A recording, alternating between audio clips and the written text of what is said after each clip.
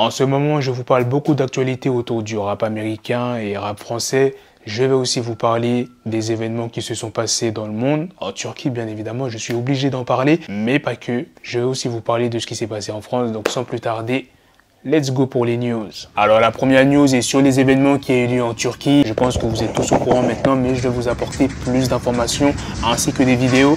Il y a un puissant séisme de magnitude 7,8 qui a frappé la Turquie et la Syrie, faisant au moins plus de 1000 morts dans les deux pays.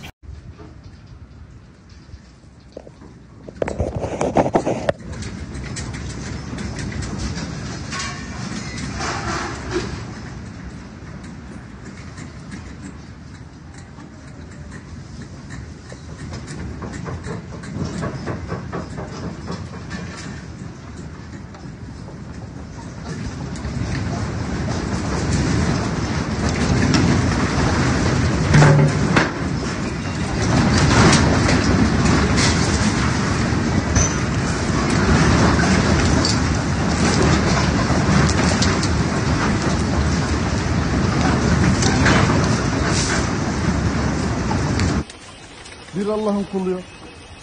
Evet, mutlu. 112 ara.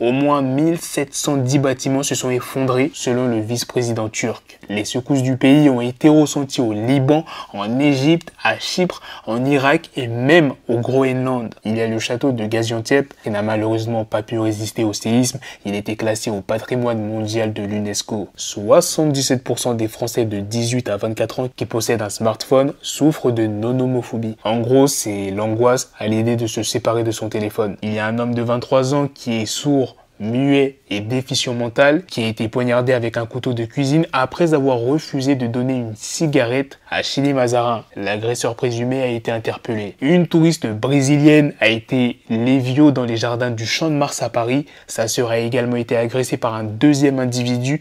Les deux hommes sont activement recherchés par des forces de l'ordre. Aux États-Unis, plus précisément dans un parc de la ville de Fort Smith, une balançoire adaptée aux enfants en fauteuil roulant a été installée. Le ministre de l'économie, Bruno Le Maire, est convaincu que la France est un pays de gens qui aiment le travail, qui travaillent bien, qui travaillent avec efficacité. La plateforme de streaming Salto ne sera plus disponible dans quelques semaines. L'entreprise s'apprête à être placée en liquidation judiciaire. Le blocage contre la réforme des retraites est toujours en cours à l'université à Rennes. Les étudiants se sont installés avec musique, nourriture et boissons. Voilà les gars, c'est la fin de cette news, c'est aussi la fin de cette vidéo. Dites-moi dans les commentaires qu'est-ce que vous en pensez de toutes ces news que je vous ai présentées. Sur ce, on se donne rendez-vous très prochainement pour d'autres vidéos news. Prenez soin de vous la famille.